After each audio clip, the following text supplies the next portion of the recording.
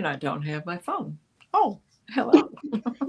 And I don't have my phone. Well, that's kind of par for the course. I mean, everything is kind of convoluted. Well, extremely strange. Let's just put it that way. It's been rocky since the total lunar eclipse. I mean, we could just look in the outside world and see the news and see what's going on in our own personal lives.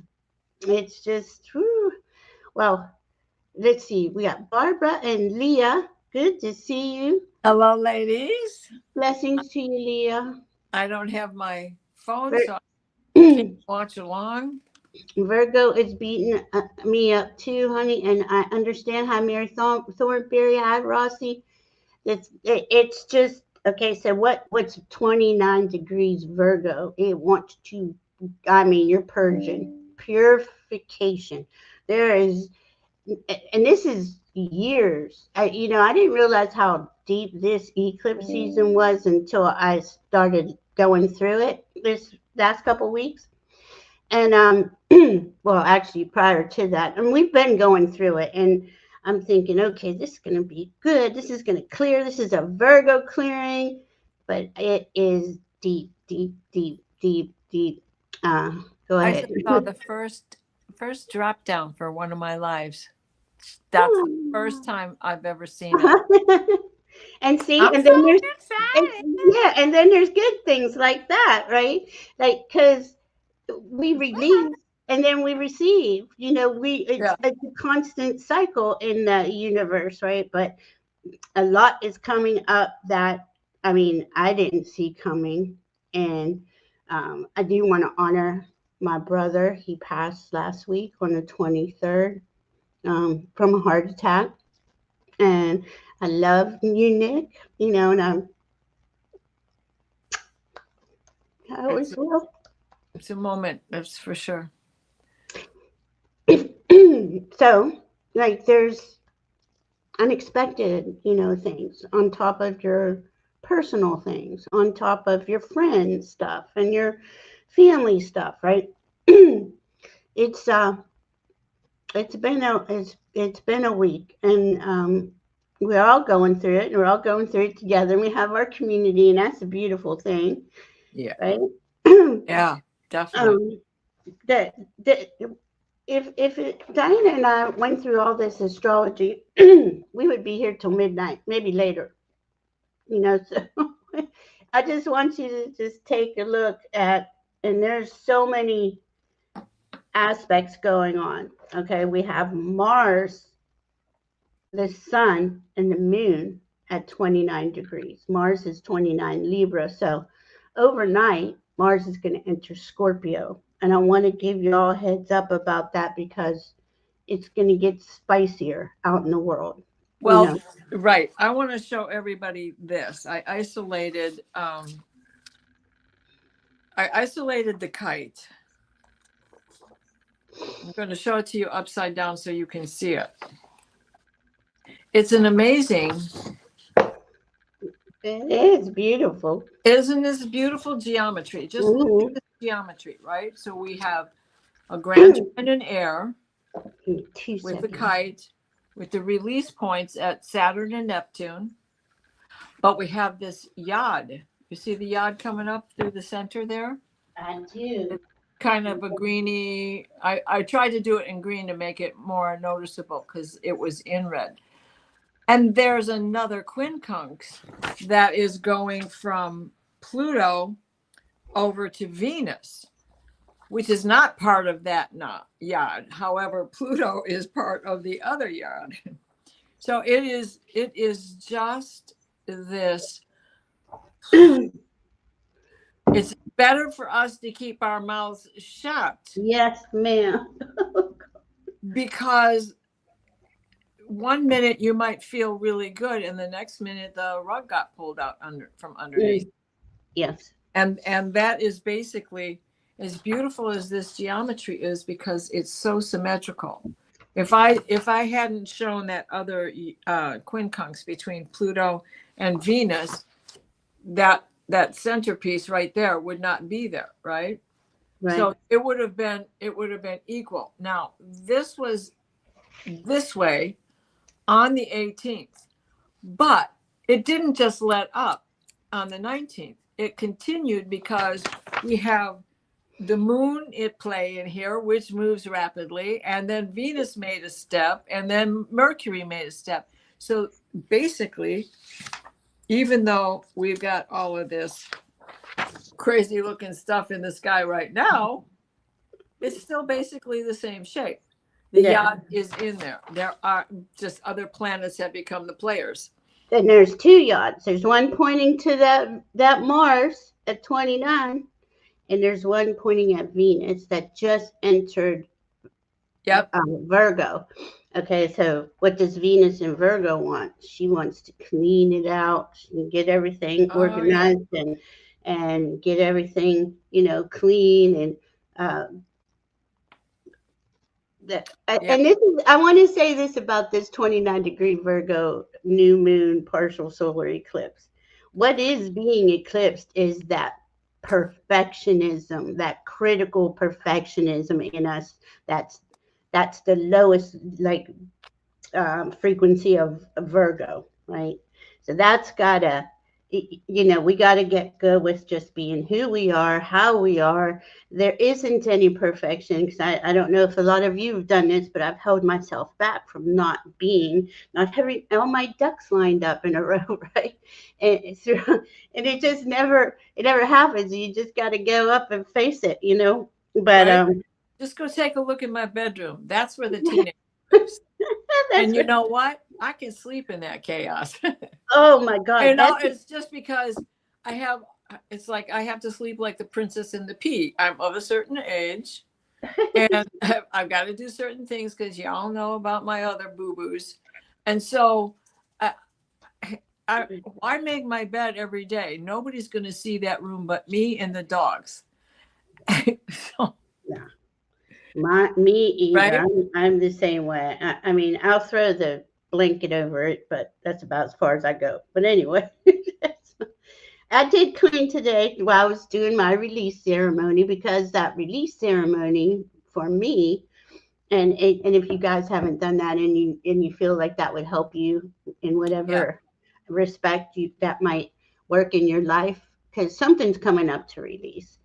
And as you give yourself that time and space to honor the past, I mean, we're going back, God, I would at least go back to 2020 for this one, because this is really the last serious aspect until we get into eclipse season in February.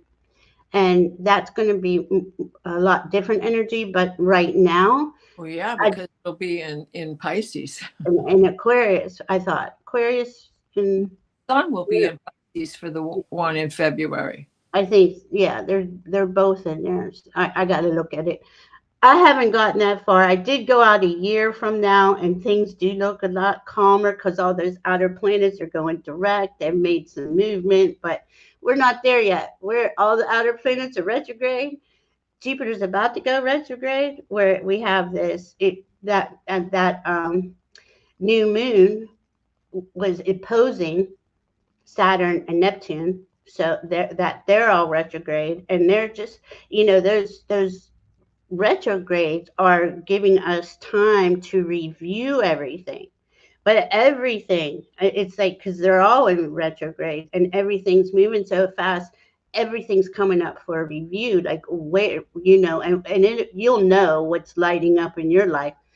But that Mars going into Scorpio, the last time he went in Scorpio, and I'm not trying to say this for fear, but that's when Israel attacked Hamas. And that's his home sign. Palestine, right? That's his home sign. Mm-hmm. He rules. But, yeah, and he rules the night from Scorpio. I honestly thought, though, that was going to be like regurgitated. You know how he brings it all up, but it's taking time. That is going to happen soon, hopefully, where that war starts, that abuse, that genocide starts. Let's say what it is, but stops. But that's very spicy. We're already in this really spicy energy. It's already volatile, especially out in the world. Um, I, if I'm by myself, everything's pretty calm, but that affects us all, and it's in the atmosphere. They just keep pumping in stuff. We got lots of people joining us, Diana. We got Awesome. Hi, Mr. Floyd's Universe. Hello, Deborah Zakow. Yeah, Hello. yeah. Hello, Sherry Voices from the Swamp. Good to see you. Pamela Anderson. Oh my goodness, good to see you. Let's see, who am I missing? I don't want to miss anybody. Barbara, good to see you. Jen B. And Mary Thornberry. Okay, let me get back down. You guys know I'm slow here. Fatima, good to see you. Blessings and love to everybody. Uh, Hypnicity's here. Good to see you. Leah. Okay. Lance, Lakeside, Laura. Nice to see you. I don't think I've seen you before. Nice to thank you and welcome for coming in. It does everybody's energy gets together and it just feels so. Oops. What? Say that again. Yes, our energies. If you've noticed it today, it's a scratchy, itchy day. It's been that way. The Schumann resonance is crazy. I just saw a pattern on the solar flares. I've never seen anything. They're just ribbons, but they're crisscrossing like DNA as the DNA coils, right? But they're running across this way at the bottom of the sun. Pretty much, well, they crisscross each other. But when you look at the bottom of the background here and the upper picture behind us, that is very similar to what the flares were like coming off the sun today. And then I hope she'll be back. And then we have this big energy of the equinox, which is really tomorrow, and the sun moving into Leo tomorrow. But we've also got this energy where there's 3 days of equal time, equal daylight to equal nighttime. It's hard to tell the difference because there is the ebbing in, the moment of, and then the ebbing away. And it's a slow process. It's 1 degree a day for the sun. So we have to just realize that though it may feel a little more balanced, grab hold of that stick to keep you that way. And this is where we start to look again at the nodes, because the nodes are responsible for where the eclipses fall. And the nodes are in Pisces and Virgo. So that's why I say it's still going to be in Pisces when we have the next eclipse. The second round of eclipses that come in the summer months are going to be shifted into Aquarius and Leo, because the nodes shift. And I know I looked this up and now the date has escaped my mind. But when those nodes shift, then everything's going to shift with the sun and where to mark the eclipses. So we have another fancy thing in the sky that's called an iron yod. And it's really not, it's squares, where a yod is a quincunx. It's not a hammer of Thor, though it looks very much like it. A hammer of Thor is an odd shape, but an odd triangle, like a sailboat. This is even like a yod would be. And so what that is going to do is make it this kind of energy that's going to continue. We're going to get a break on this probably around the 25th of September. So when we get to that day, it'll be that kite is still going. It is still continuing.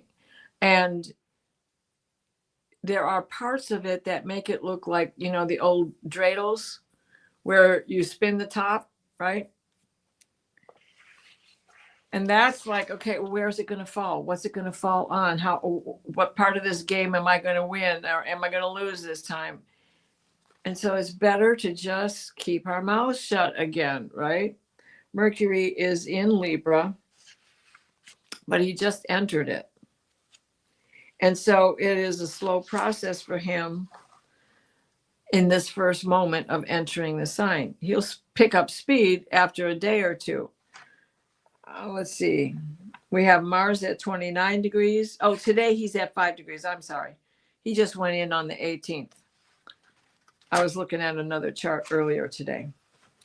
So he went in on the 18th. Now he's at 5 degrees. We have Mars at 29 degrees of Libra, but Mars is going back into his favorite sign of the night. That's where his first home was. Now he is co-ruler with Pluto. Well, Mars and Pluto are going to be having these squares, and they're having squares is like they're whispering under the table. Let's pretend. Let's make them think we're fighting. But in reality, we're just reestablishing our barriers and boundaries and strength, and she can't get back in. The internet keeps going out for her. She should, if you can hear me, probably not, shut it off completely and reboot it. Anyway, with that having been said, we have the air train that's not going to really break up until about the 27th, just planets going back and forth, which gives us a more comfortable, because it's a trine, right? And it's a big trine. All of the signs involved are in air, but it also will have the top of the kite as well. And in that, if we do get into trouble, because there's going to be, it's air, so we know there's going to be a lot of talk, and there's going to be a lot of fake news, and there's going to be a lot of clickbait, right? So don't fall prey to that. The top of the kite is going to be at Neptune in Pisces and Saturn in Aries, right? So they're close enough to be considered to be conjunct. And that is the release point in a kite. It's the very little top of the kite, right? And when you're doing tricks with it and you let up and you start pulling it because you want to pull it in, that's the release point. You can see it tip back and tip forward as you're doing things. Lets the air foil around it. So with those top of kites, this is terrible. I can't see the chat. When we're in it, we do have to be aware that this will be smoother sailing as long as we don't listen to the mouths of the fake news people. And now everybody's throwing that same bait around, quick bait on all sides, and it's just getting so annoying. So annoying. Uranus is a big player through this. Uranus is that big charge, right? She's at 1 degree of Gemini, conjunct Sedna. Everybody, this is a release point. It's a release point because it is equinox, because it's a solstice. You know what I mean? An eclipse. Anyway, but Sedna is all about release and adaptation. What do we have to let go of? Now that's in the transit sky. So look at your Sedna. Where is your Sedna? And what house is it in? What sign is it in? That will help you figure it out. Mine happens to be in Aries. So now I have support with Gemini because that makes it a sextile. The fact that Sedna's in there. But mine's at like 24 degrees of Aries. So it's older, right? So It's not close enough to have any kind of an aspect to it because there's things in between. They can't really see each other. But knowing that it's about the release and adaptation, it can pertain especially to health, because when you think of Sedna's story, her father chopped off her fingers and her toes, and she could sink and die, or she can sink and adapt, and she became the queen of the sea. And her appendages all became the all the animals and creatures of the sea and the grasses and everything that's under there. And she's the ruler. And did she forgive her father? Well, in some of the legends, they say her father comes once a year to the shore. She has agreed to see him once a year, and she'll come and see him once a year on the shore's edge. So he relented after he did what he did, but it was too late. She was gone. He couldn't bring her back. So in that, Uranus is going over there showing you time and time again. And Uranus being retrograde isn't going to go that far. I think it goes as far as like 27 degrees back into Taurus. And that is, again, a fixed sign. Uranus is a planet that is a fixed planet. And it's like, this is getting it right. This is really taking a look, really about being honest with yourself. And I wish I could see the chat. I'm so sorry I can't, and I don't have my phone. So what else do I need to tell you? We have, tomorrow there is this, where's my cheat sheet for tomorrow's dates? There it is. The other aspects of tomorrow is Mars going into Scorpio, the equinox itself, and the sun going into Leo. And then we have the sun also being in opposition. And on the 23rd, it will be an exact opposition to Neptune. And with that Neptune, it is, I said Leo, didn't I? Into Libra. With that Neptune, is she burning up the water? Is he sputtering and trying to burn out her fire? But then she's going to egress and get a little bit farther and a little bit farther through that Leo and really look more at being opposite Neptune. So the 23rd, she's opposite Neptune and Saturn. But then as she moves on, she's going to get closer to that Saturn in Aries and then be opposite Saturn. And now what? Now it is, they know how to find their own polar balance, but they're both leaders and they both want to take control. And Aries is ruled by Mars, and Mars just went into Scorpio. And so we have all of these dynamics. That is, where do we go? What do we do? How do we get there? What do we believe? What do we watch? What do we listen to? What do we read? Where do we shop? How do we save money? Because it just keeps getting worse and worse. And so there's all of that going on as well. I'm afraid I'm boring you guys to tears. Oh, and then we have a nice aspect coming up on the 24th also, with the sun trining Pluto and trining Uranus. And that's part of the air trine. But then we have Mars squaring Pluto. And so even if you feel comfortable, it's like sometimes you just got to unplug and stick to yourself, that it's better that way. I don't know if I'm really even talking to anybody anymore. This is almost comical. How long can I tread water, right? So I can't ask questions of you. And because of the energies that are out there, because this is an eclipse, because this is about letting go and finding a way to soothe ourselves, heal ourselves, and honestly accept with ourselves what it is we need to do.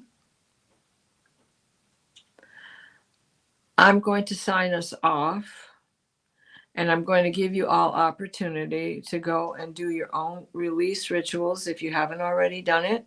Don't forget, cinnamon in the door, bring yourself some good luck. And if you got too many bills, blow some cinnamon out the back door. And I love you all, and I'm sorry that this night has gone the way it has, but then it's an eclipse. And my dog just scared me with her little bark. Blessings to everybody.